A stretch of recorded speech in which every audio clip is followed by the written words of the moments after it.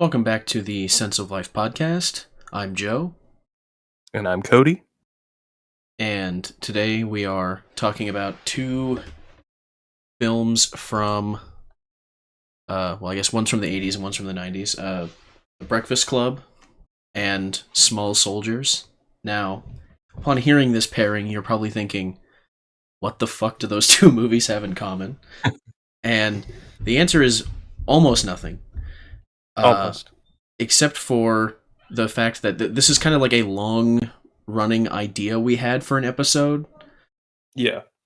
and I guess the premise was like to talk about movies that we watched repeatedly when we were younger. Now, Small Soldiers was a movie that I watched like all the fucking time when I was a little kid, and I mean like a little kid, like. Yeah. I think I watched this movie when I was like 4. Like I was as young as like the younger brother of Kirsten Dunst's character. I was like that Right, kid yeah. just watching this movie.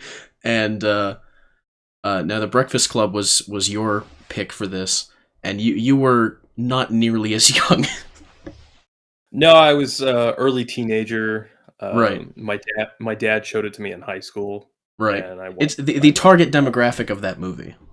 Yes, yeah, And arguably, I was also the target demographic of Small Soldiers, being a little kid that thought that right, the toys were cool. right. So I guess different eras of our different childhoods, talking about Yeah, those movies. Th- Yeah. I had a problem picking one like from when I was a little kid because I guess maybe Shark Boy and Lava Girl I Oh watched a lot as Jesus. a little kid. I did watch that movie a few times, but I don't think I would put it in the same category as like something I watched on repeat. But you had also said like if you were to do something that you watched when you were a little kid, it would just be fucking Star Wars. Yeah, And at some and point, we are going to do a Star Wars episode. yeah, Um, maybe this year oh we'll see. yeah, get that one out Because there. Yeah, because we'd have to do it the week of May 4th, obviously.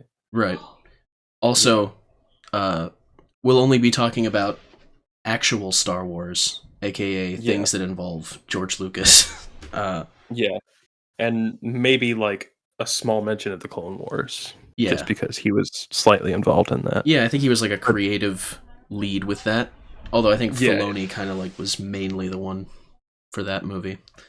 yeah, Um, so yeah, I guess we're gonna start with the Breakfast Club. This might be a bit more of a laid back episode. I think just kind of like yeah, shooting the kind of talk. shit, less structured. Not Right, that we're known for our structure here. yeah, yeah. Like we're not exactly NPR, but Yeah. that's Uh, fine. so This, I had actually not seen this movie. Like obviously I knew of it and I've seen scenes from it and I knew yeah, the yeah, general gist of the movie, and I think I've known like what the premise was for a very long time. Like I think when I was probably the same age as you were, I knew what the movie was and what it was about. I just hadn't seen it. yeah, yeah, And it wasn't until yesterday that I actually sat down and watched the whole thing from start to finish. yeah. Um, and it I was really I've seen good. it so many times. I've seen it so many times that I just kind of put it on in the background as Right. I was starting to do my taxes, which is evil and demonic, of course. And Naturally. I got to a point in doing my taxes where I realized one, I'm gonna get fucked by state taxes. Two, I was missing a form from like paying on my student loan, so I have to wait until like early next month to even start to deal with it, which is fine. I can Cool. delay that. Um, so that tainted a little bit of this last watch of The Breakfast Club. Um, Yeah. so my dad showed it to me when I was about like 13, 14. Hmm. And it was kind of a sappy, corny story of like, yeah, I was just getting into high school. Middle school wasn't great for me, and my freshman year, which I mean, I don't think anyone's freshman year of high school is great. Um, Mine was particularly bad. Um, and my dad showed me this movie as a way to. Uh, it was kind of like my first. What's the word I'm looking for? My first experience with someone using a film to like convey an idea Yeah. rather than trying to say it. And the idea was basically, I mean, we're all just like humans, man. Yeah. Right. And that's the whole thing of the Breakfast Club, and I've always loved it. Always thought it was you could call it like corny or whatever, but I kind of go back and forth. It's directed by John Hughes, who is kind of like the quintessential Midwest Goldwater Republican director, Uh-huh. uh, and I think his two best movies, and I've only seen 4 of the 8 he's directed. Um, the two best are very clearly The Breakfast Club and Ferris Bueller's Day Off. Um, and Ferris Bueller was a movie that I had a hard time with. The first time I watched it, I think I was probably still in high school, and I think I turned it off after like 20 minutes. Okay. Um, but then in college, it was playing at the theater that was like right across from me when I was living in the apartment there. So I went to go see it there, and I fell in love with that movie. So Right. um, What 4 John Hughes movies are there that you've seen, or the ones that he's directed specifically? there's 16 Candles Yeah. and Weird Science. Okay. So, Yeah, I guess I've seen a couple of his other movies that you haven't seen. Planes, Trains, and Automobiles, and Uncle yeah, Buck, the two yeah. I John Candy movies. He might have done more John Candy movies. I don't know, but he he produced a lot of movies too. He produced a movie yeah. called Pretty in Pink, um, which he also wrote. And he had this whole thing on like writing scripts where he would like write a script in 3 days. Oh wow. Um, that was his whole mode because he didn't want to spend a lot of time on it Yeah. coming up with the idea because We'll it's we'll kind have of to do a annoying. Thanksgiving episode about planes, trains, and automobiles because that is a Thanksgiving film, which is a Yeah, holiday that doesn't normally have that many movies around it. I don't think. Woody Allen's Hannah and Her Sisters is Uh, also a Thanksgiving film, yeah. so that's a double feature right there. Oh well, we could do that. just um, just plotting out future episodes in the middle of recording. It's yeah. fine. Uh, so Yeah. another episode of the Sense of Life podcast is what you're saying. Yeah. Every episode, it's like Marvel. Every episode is a teaser for the next Yeah. episode. uh, Watch Sense of Life and get excited to watch next episode of Sense of Life. just consume product. Get excited for next product. Exactly. Um, Um, so yeah, I really liked The Breakfast Club. yeah, Just kind of yeah, like, I guess as a I think I probably would have appreciated it more, or maybe it would have resonated more with me if I watched it when I was a teenager, because like yeah. the problems are very much teenager problems. Right. Um, but I think you can still watch it as an adult and get what they were going for, because everyone was a teenager. Yeah, And the thing with watching teen movies as an adult right. is you kind of watch them from the oh that's cute. You think that matters? Yeah. You um, started this with your starting your or doing your taxes. You're like, man, fuck their problems. yeah, I like mean, it's a movie about teenagers, but like most of the people that are playing characters in this movie are like 25 or whatever. except Molly Ringwald. Yeah, and I think the hell's his name?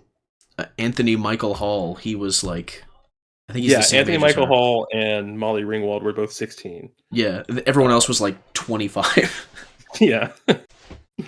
There's a great bit on the Bret Easton Ellis podcast. He had Molly Ringwald on, Yeah. and they have this like whole conversation because Molly Ringwald worked with John Hughes on a lot of movies. There was Pretty in Pink, The Breakfast Club, Weird Science, not Weird Science, 16 Candles. Hmm. She was kind of his muse for a while in the 80s. Right. And Brett posits that he may have had like a small little crush on her. That of course, I mean, he's like a gentleman and a nice, upstanding guy, so he never like does anything about it. Yeah. And she was like, I could see that, but he was always like really great to me, and Right. um, so a lot of people, the kind of uh, age gap of files, uh, get upset at the scene where Bender, the Judd Nelson character, like shoves his head in her panties. Yeah, that's Yeah, that happens in this movie. yeah, And that was something. I remember the first time that, like, what we call wokeness now, uh, infected, like, a female friend of mine, because like, Yeah, we both were, like, really big fans of The Breakfast Club. I won't name names, obviously. of Um, course. we were both big fans of The Breakfast Club, and then one random day, senior year of high school, we're about to go to college, and I mentioned The Breakfast Club, which we had talked about before. Right. Uh, and then this individual says, that movie is actually racist because it deals with white people's problems. Mm. And I was like, oh no. Yeah. um, so just the way that that kind of ideology can just infect you and turn you on a dime. Really, it really disturbed me when that happened. And I know, like, Jack from Perfume Nationalist has talked about this with like Last House on the Left or something, of rape scenes, re-raping the viewer or whatever. But that's another topic. the Uh, yeah, as far as like that movie, I first of all, I didn't think that that was the angle you were going to go for with that story of this movie presents white people problems. yeah, yeah. I that Um, like objection came out of left field for me because I was like, yeah, What? I think the That's story the would problem." work. I think the story would work regardless of what the race of the characters was. Like, Probably, yeah. I don't know. That's very dumb.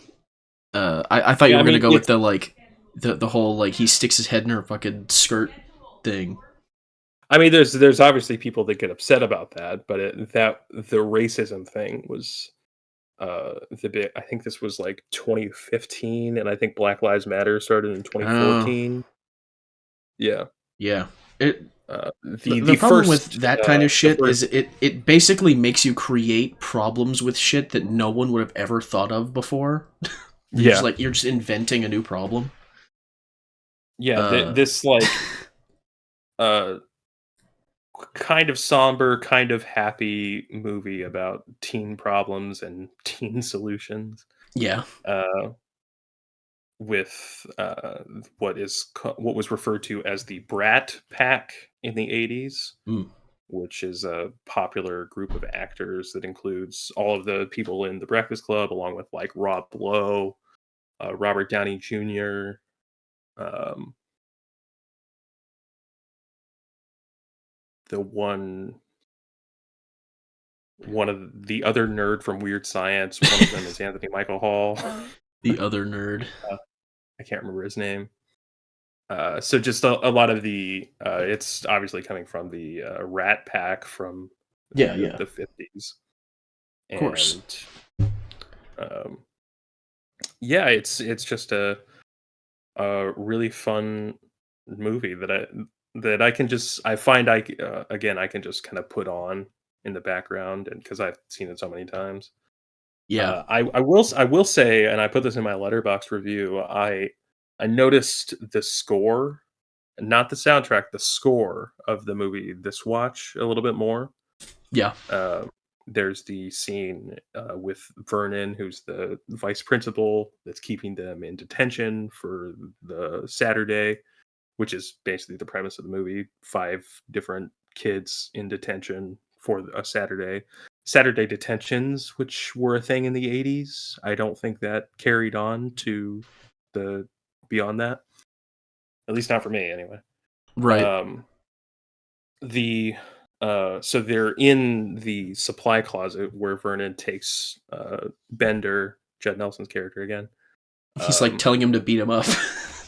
yeah, he's telling him to beat him up, and there's this like really menacing, like, Alfred Hitchcock, like, Bernard Herrmann score that's Yeah. going on, like, under it, and I didn't really notice that on, like, until this watch.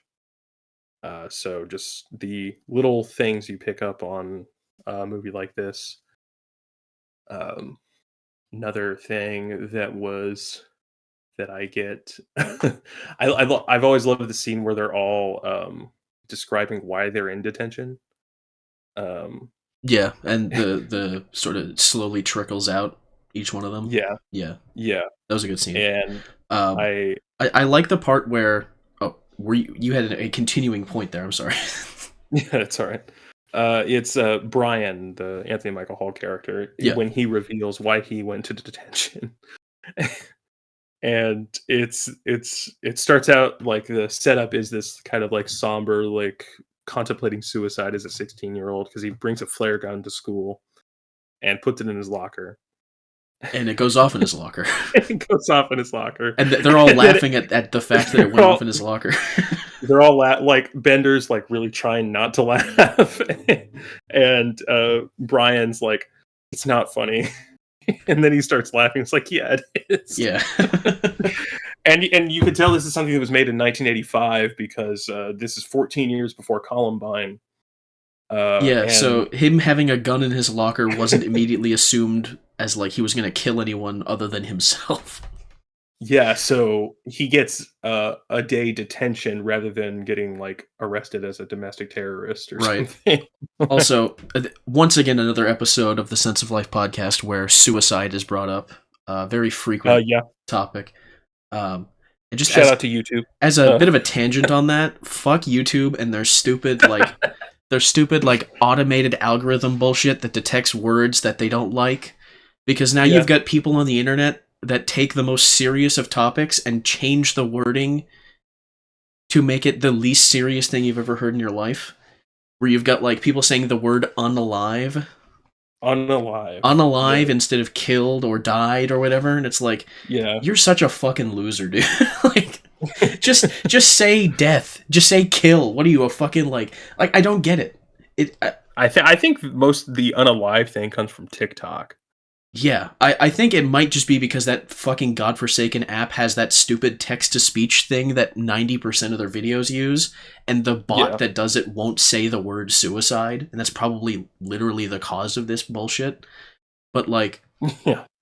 it's so fucking annoying. Just say words that are plain and mean what they mean, instead of, like, this sort of fucking Orwellian bullshit where you just Yeah. dance around a fucking subject. That's my tangent for that. It's been bothering me forever. Yeah, yeah. Because every time I hear unalive, I immediately stop taking that person seriously. Yeah. Because it's sometimes you hear it in like a text to speech thing, and you're like, okay, that's just like a bot that wouldn't say the word they wanted it to. But then you hear people say it like speaking aloud, and it's like, no, don't do that. Don't normalize saying unalive. It's just fucking. It's gay, is what it is. Yeah. And I don't mean gay as in homosexual. Yeah, I mean gay as as in retarded. yeah. Gay as in retarded. Yeah.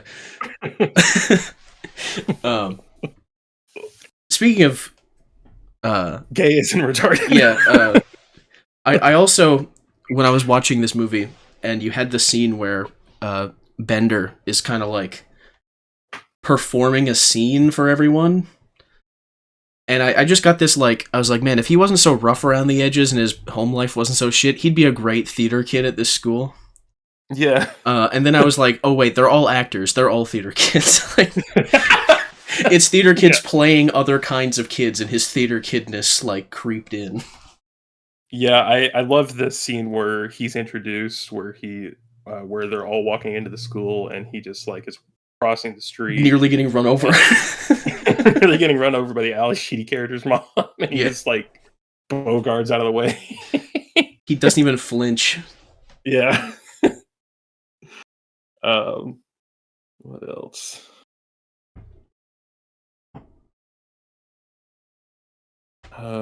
The classic scene where they they smoke weed every day. Chicks cannot hold their smoke. That's what it is. I swear, the one scene where they're whistling, that one theme from, I think it's a David Lean film. I had known that whistle from The Breakfast Club, and not, I think it's Bridge on the River It Kwai. is Bridge on the River Kwai. Yeah. And so I'd be whistling. Oh God, I can't even get the whistle out. Yeah.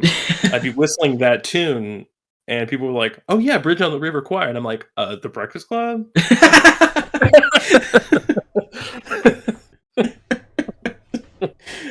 No, sweetie, it's The Breakfast Club. And then they're like, honey, it's from Bridge on the River They Kwai." got it from this. They were referencing it. Yeah, yeah. Yeah, I don't know. This movie, I actually didn't know it was technically, according to Wikipedia anyway, it's classified as an indie film because it's just low budget. Sure. And obviously, it's not even that it looks low budget. It just makes really good use of the set of the school. Yeah. So it doesn't really matter that the budget was low.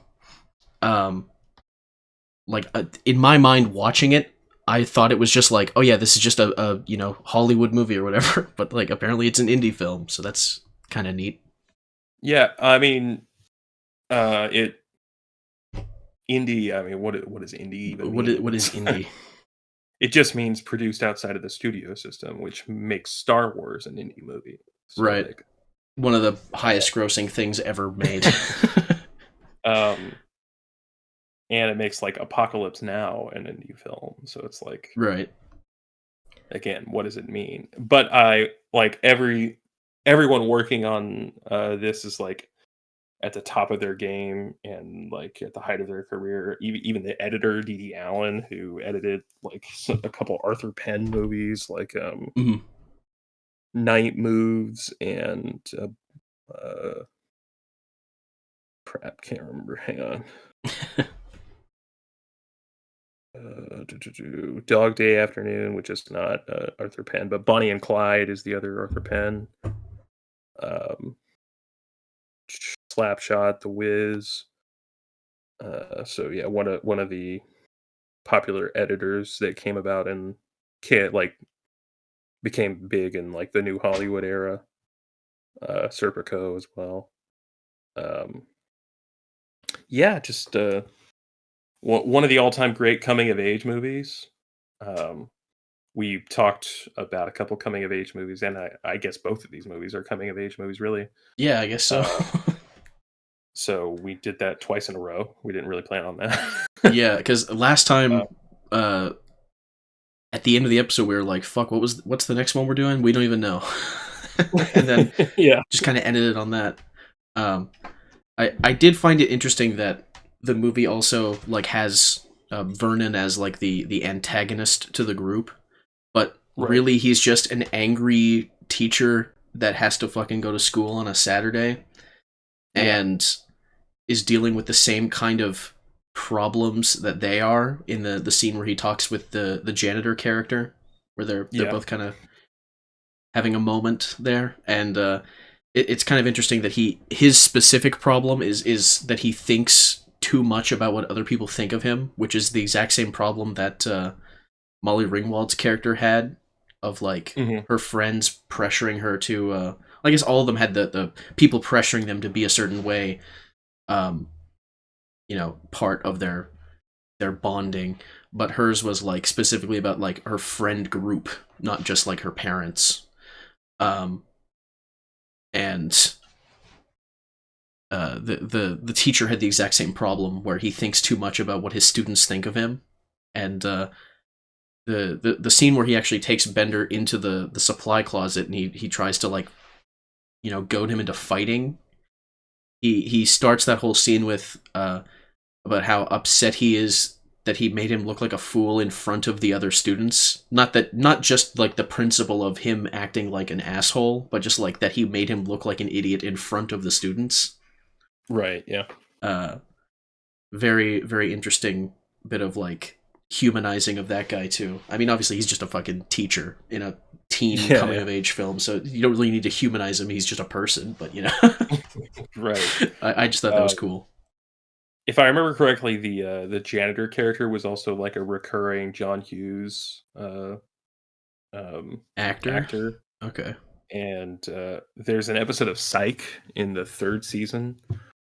Psych was a show on USA about a fake psychic detective, and one of the like quirks of the character is that he's like obsessed. They're both characters are obsessed with the '80s, Hmm. and there's an entire episode dedicated to mostly The Breakfast Club, but it's John Hughes in general. Okay. Um, and I can't remember if it's that episode or another one, but the janitor actor shows up in an episode of Psych. There's a whole arc in like the seventh season where Anthony Michael Hall is in the show. Um, and I think Molly Ringwald shows up for an episode. Ali Sheedy plays a serial killer on the show. Oh jeez. Uh, she was the weird chick in the Breakfast Club. Yeah. And who else? I can't remember. The other famous like Brat Pack member, and it really comes from the scene from I think it's 16 Candles with Charlie Sheen. He has one scene where he's like a bad boy and is like gonna use a lingo of the youth. He rizzes up No. Molly Ringwald's character. No. W Riz, as the We're kids not say. we're not using late Zoomer fucking slang here. Late Zoomer. Late stage Zoomerism is not allowed on the Sense of Life podcast. Late stage Zoomerism. Now, this was something I noticed when I was looking at the cast of this movie on Wikipedia the other day. But you look at Judd Nelson's Wikipedia page, and it's like, what is he most known for? And for some reason, the first thing that is on the list is the Transformers movie. Before The Breakfast Club, which is like you would think would be the first thing that shows up on his Wikipedia. It's like, you know, Right, best yeah. known for Rodimus Prime in the Transformers the movie. Rodimus Prime, that's a real name. Yeah. But if you look at his filmography on Letterboxd, The Breakfast Club is Yeah. number one. Do you think a rogue Transformers fan fucking edited his Wikipedia to put that movie first? And then no one changed it back. Yeah. He's also in a couple like action movies that I really want to watch. One's called Blue City, also has Ali Sheedy, where he plays like we grew up some kind of like crime thriller, but it's written by Walter Hill He and plays a produced cool by dude. Walter Hill, based on a Ross MacDonald novel, I think. Mm. And another movie directed by William Lustig, best known for Maniac, called Relentless, where he plays like a serial killer or something. Right. I've been interested in watching those. Oh yeah, and Judd Nelson was in an episode of Psych as like a weirdo doctor. So Nice. um, have you ever seen St. Elmo's Fire? I have not. No, I did see Yeah. that was on his like most known films on his Wikipedia though. Yeah, he's like married to Ali Sheedy in that movie, and I think it's directed by Joel Schumacher. Okay, Um, so they were in a lot of movies together then. yeah. God, it's kind of the problem of like there's so much and yet so little to say about a movie like The Breakfast Club. Yeah, Um, I feel like it's one of those things where like what there is to be said about it is stated pretty plainly in the movie and has been stated by people for decades. So like, what do you right, add? yeah. And I guess you were. Oh, sorry. Huh? Go ahead. Finish your thought. Oh, I was gonna say, and I guess the point of this episode wasn't really to quote unquote add anything to it. Right. Yeah. But yeah, what were you gonna say? Well, I was gonna say we were talking in chat about how if someone tried to remake this movie Oh yes, today, yeah. I forgot to even bring that um, up. Yeah, you just straight up like would you couldn't make like a yeah, modern remake set in a modern high school of yeah, this movie, because like when I first started like theorizing this in my head, I was like, well, one, all the humor would be so like poisoned with irony that you would not be, the tonal whiplash of the comedy would not match up with the sincerity that the movie has, where right, it would just come off as like just a joke even when they're trying to be yeah, sincere. And knowing the way that comedy is written today, the sincere scenes would be undercut with some sort of irony that just ruins the moment. And this movie does have comedy during the serious scenes, but I think it yeah, works yeah. just because it's Yeah, like it genuine humor and not. It's genuine humor and sincerity of the actual like point that's being made, not the kind of irony poisoned shit that is everywhere now.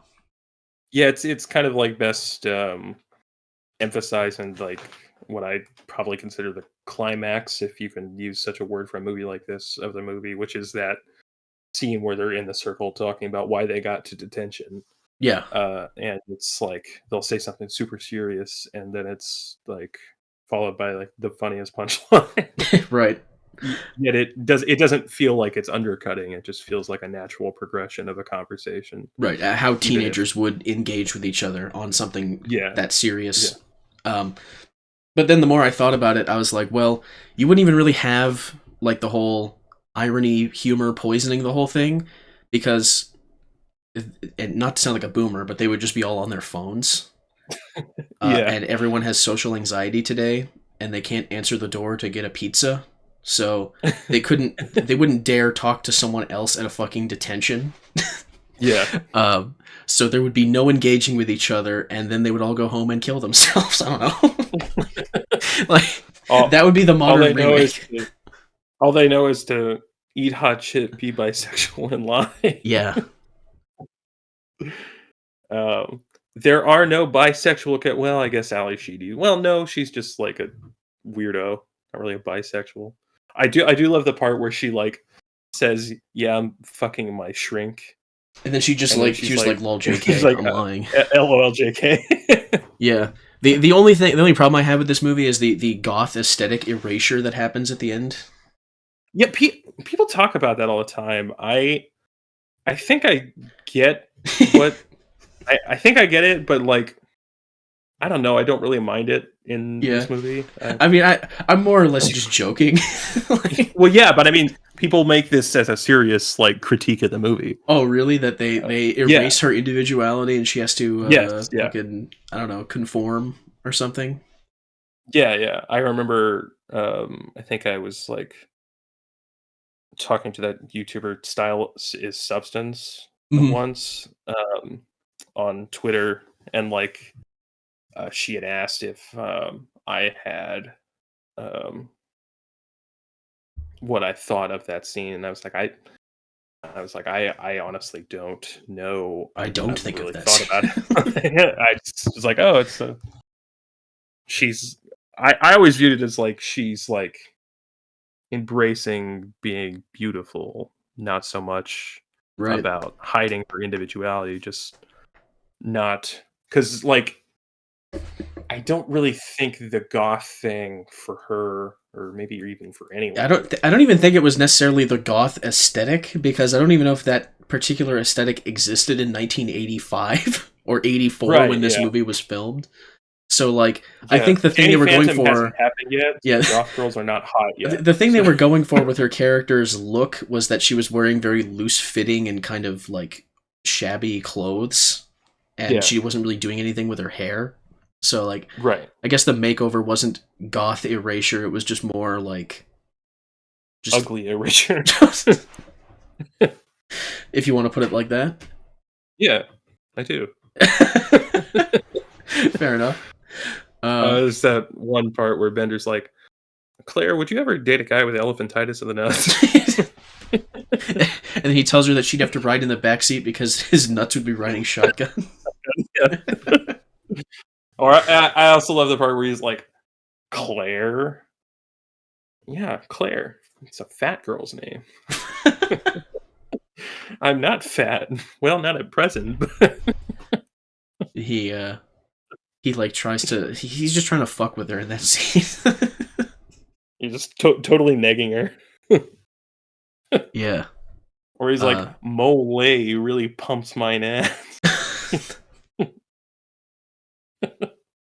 So many quotable lines from this movie. Yeah. Also, I think if you tried to remake this movie in like a modern setting, like half of his lines would just register in the mind of a teenager now as being like an irredeemable thing to say. Yeah. So He'd like, have to be a mulatto. Mulattoes can get away with anything. yeah. Yeah. Have to be like Drake. He hits like you with that light skin stare at the end of the movie. And like Ali Sheedy just like becomes white at the end of the movie. This is getting ridiculous at this point. Anything else we have to say about The Breakfast Club? Probably not. Okay, cool. So yeah, I guess moving on to Small Soldiers. Yeah.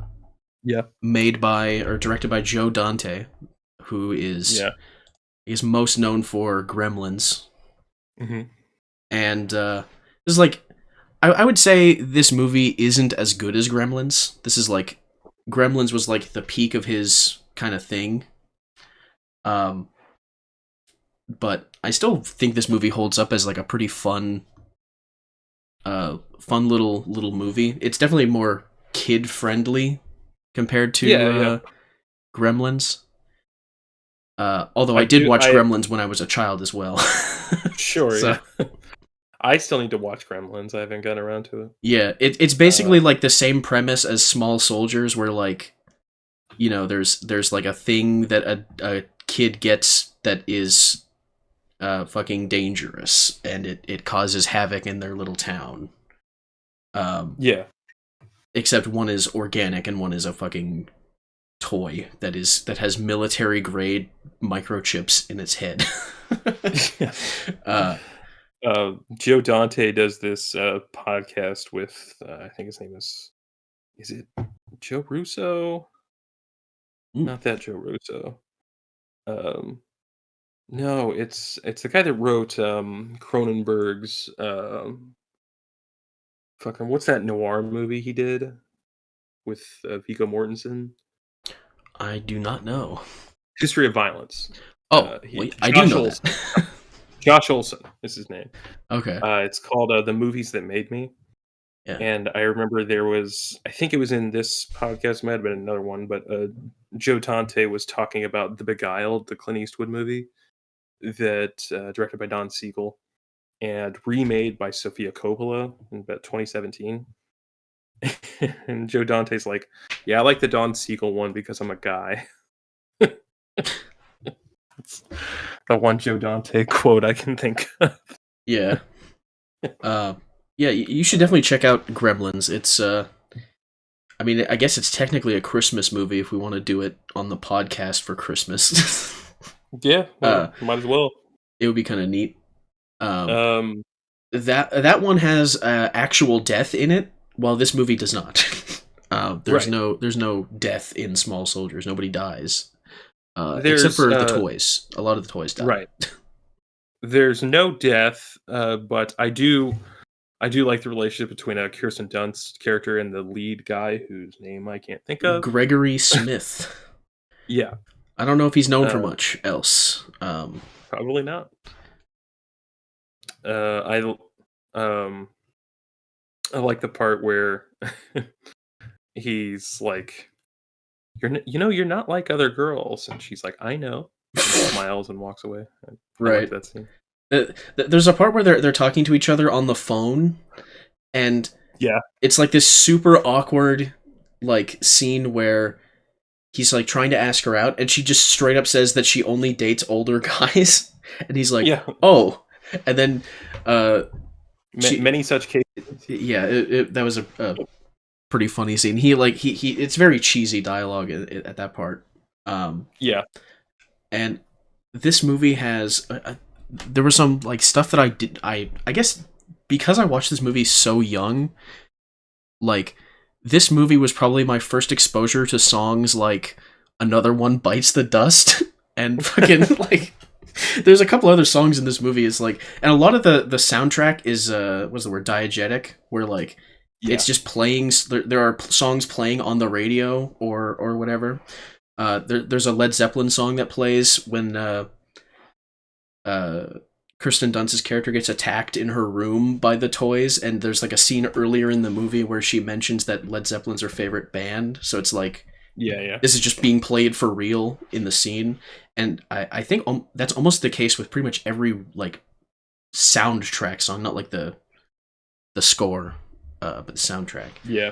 And I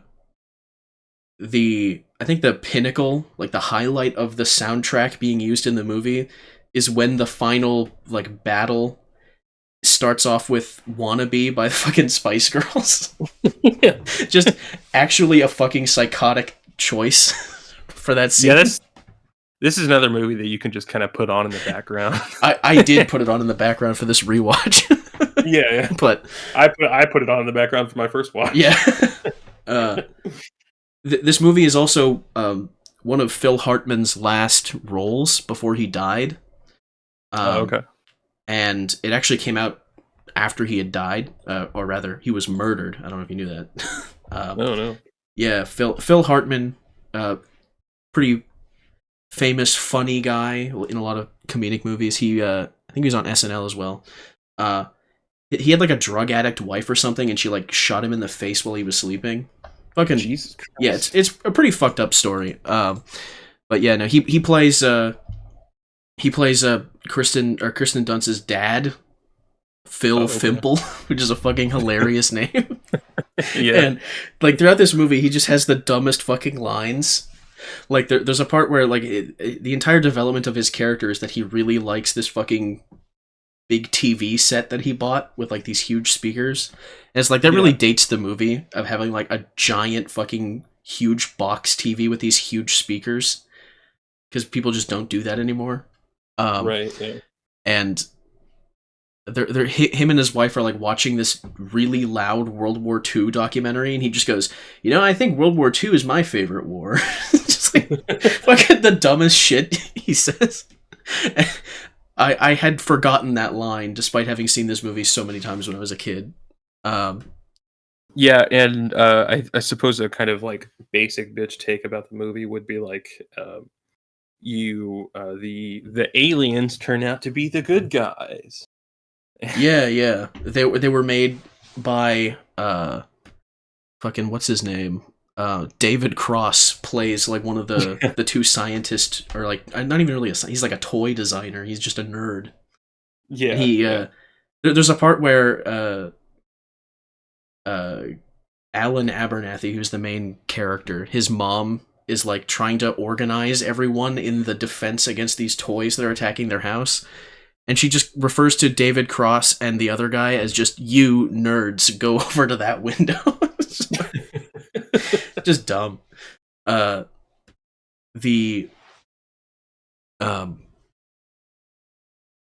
was also a video game tie-in with this movie that I have not. Oh yeah. I've not actually played it.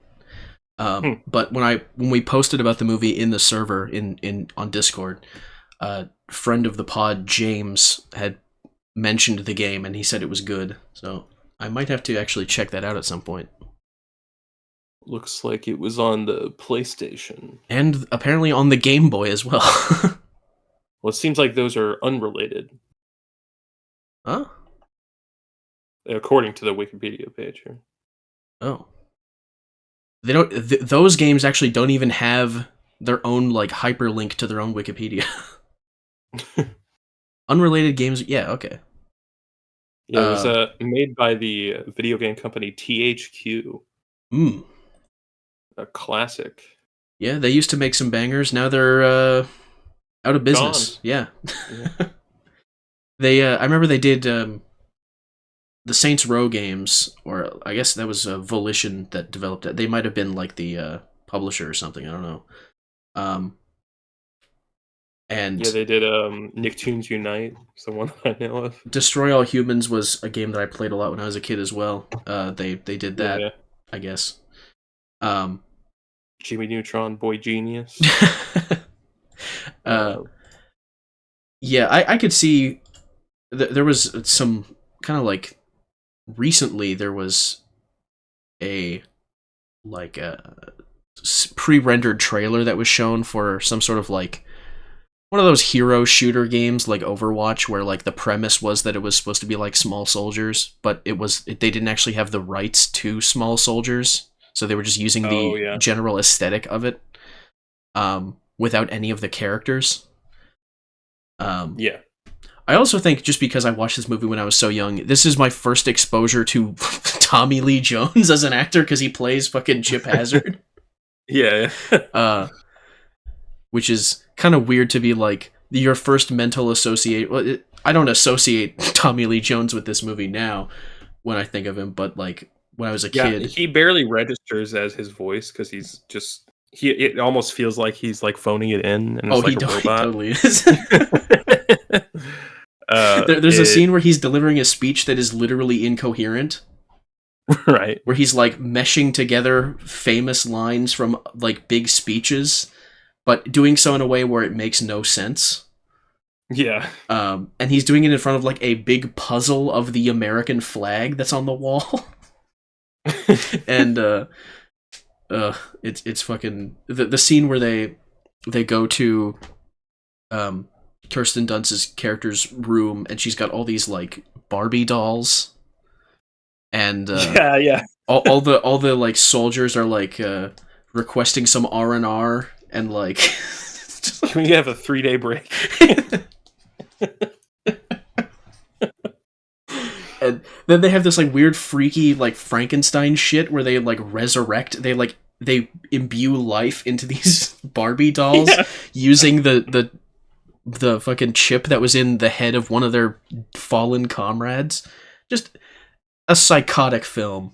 Yeah, and there's a part where Kirsten Dunst's older boyfriend comes over, and he's like inside the house at this point, and like the reanimated Barbie dolls are like, what's your sign? Yeah.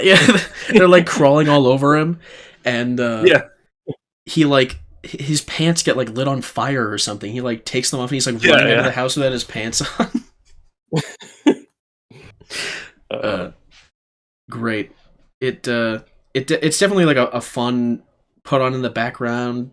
If you have two screens on your computer or something, put it on the second monitor while you're doing something kind of movie. yeah. The plot It's is those really movies. basic. It's like, the toys Yeah. are they have this insanely powerful like microchip made for the Department of Defense in them, and it's just like they actually think they're trying to kill these.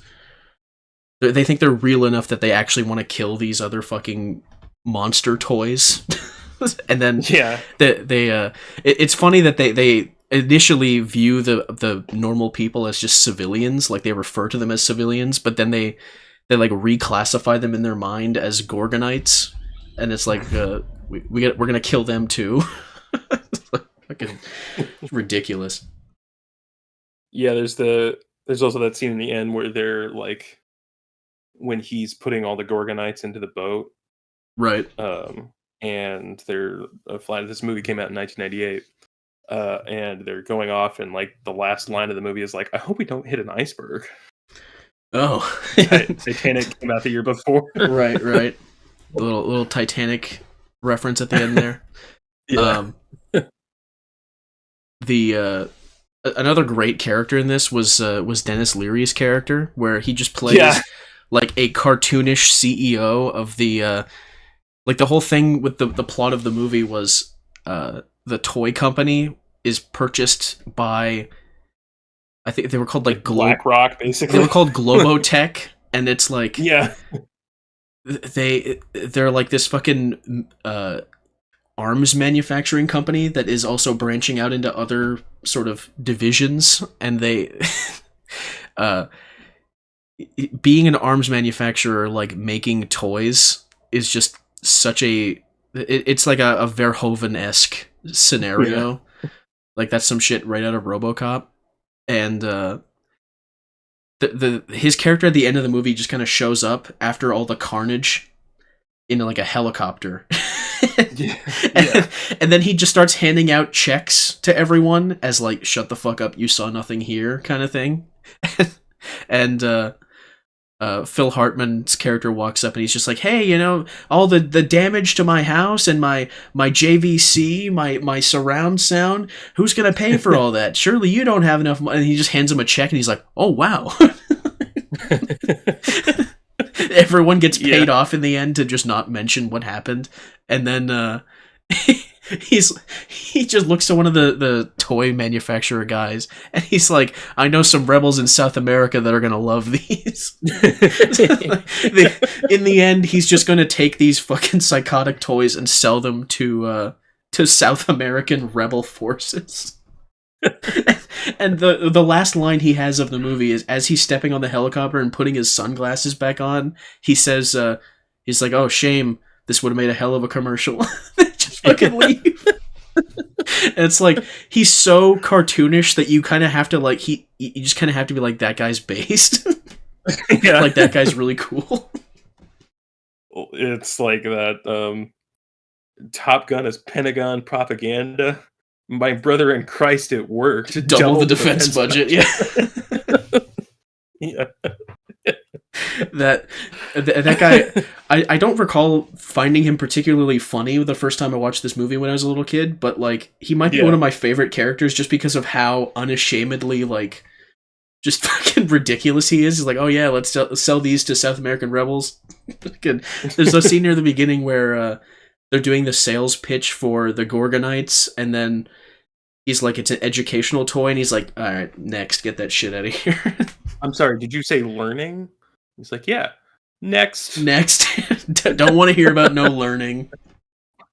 And then the other guy just like, takes out the... Kids love violence. Just call it action. Just call it action, yeah. And the funny thing, he's making a statement about me as I was a kid watching that movie. I was like, yeah, I like action. I like violence. This is cool. The other dude that designed the Commando Elite, he just says like he presents the toy and then he turns off the lights and turns on the screen to show a video, and he's like it's called multimedia, Larry, you should look into it. Yeah. There's a lot of great lines in this movie. Just one that I always remembered was how Dennis Leary's character came up with the line, the Commando Elite, everything else is just a toy, and then they kind of rehash it later on in the movie right before they start playing Wannabe by fucking the Spice Girls. Right, yeah. I thought that was really funny. There's the one scene where the Tommy Lee Jones Commando Elite is talking to Kirsten Dunst, who's tied up, and he's like, fuck, what does he say? He's something about her being scared, right? Yeah, anyone would be scared in your situation. And then they put this weird fucking like scary filter over his voice. He's like, you'd have to be crazy not to be scared. Yeah. I don't know if they were like trying to go serious with that or what. Like it's just too goofy of a movie.